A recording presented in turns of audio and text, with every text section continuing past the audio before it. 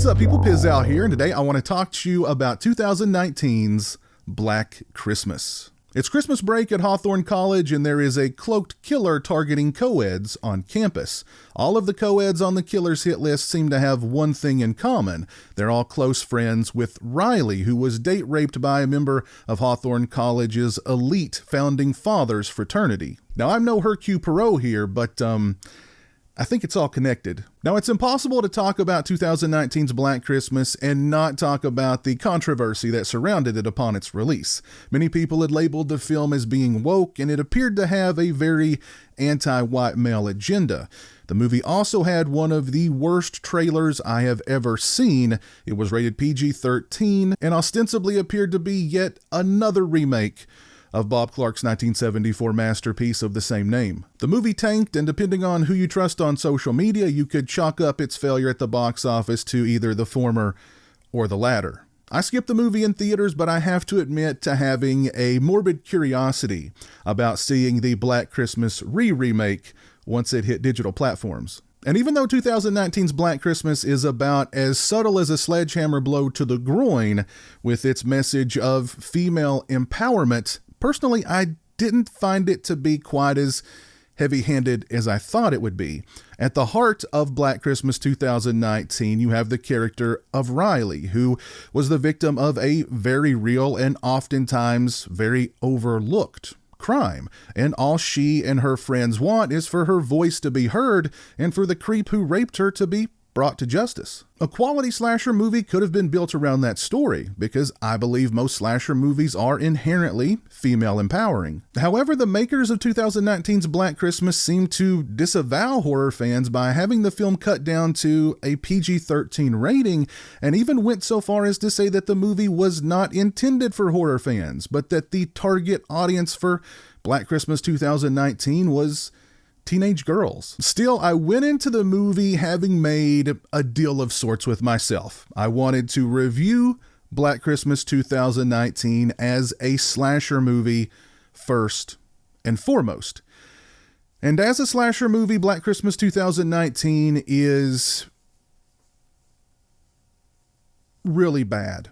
The characters, aside from Imogen Poots Riley, really have no personalities, to the point where I had a difficult time telling who was who and who was alive and who was not alive. The dialogue certainly doesn't help to differentiate the characters in the film, aside from the character of Chris, and all we really get to know about her from her dialogue is that she really does not like white guys. From a technical point of view, the movie looks pretty generic. I would say it looks kind of like a Lifetime movie, only with slightly higher production value, and it doesn't even feel like a Christmas movie, really. I mean, yes, they have Christmas lights, yes, there's that mashed potato looking fake snow on the ground, but the movie just never made me feel either holly nor jolly. The kills are all neutered and bloodless, unless you count black blood.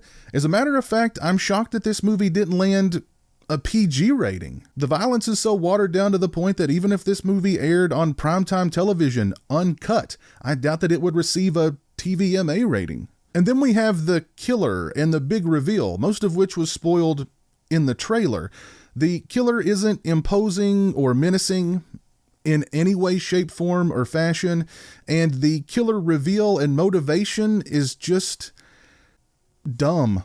I mean, the whole Founding Father bringing out your inner alpha and possessed frat boys, what were they thinking? Oh, and how's this for updating one of the original Black Christmas's most memorable aspects? Instead of obscene phone calls, the co-eds in this film receive DMs. DMs that read, "I will bring you to your knees. Are you threatening me, or are you trying to talk dirty to me?" The movie's dull, bloodless, suspense-free, lacking in atmosphere. The characters are all flat. The kills are neutered. And the movie just has this look and feel as if it were all thrown together haphazardly at the last minute. Now, I didn't find 2019's Black Christmas to be quite as heavy-handed with its agenda as most critics had claimed, because I'm not sure the makers of this film understood what agenda they were going for here. And it seems like the prevailing agenda in the film kind of overlooks and undermines the central message Kind of like all the evil white men in the movie ignored Riley to begin with. There was potential for a good murder mystery slasher movie with a social message here.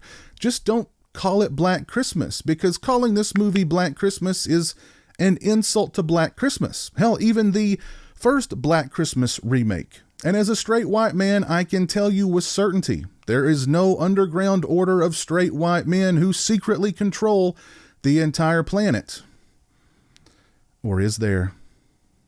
If you've seen 2019's Black Christmas, please let me know your thoughts on the film down in the comments section below. If you like this video, please leave it a thumbs up and share it on social media. If you're not following me on social media, those links are in the description. They're also right around here.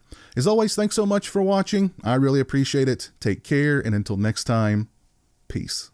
A big thank you to all my awesome Patreon supporters. I appreciate your generosity and support of my channel. Become a patron today and join me for monthly live streams and have a say in what movies I review on my channel.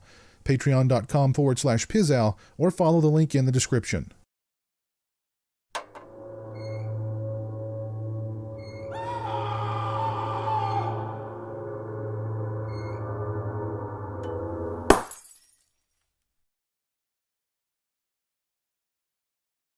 Say hello to the internet, Jeremy. Hello to the internet.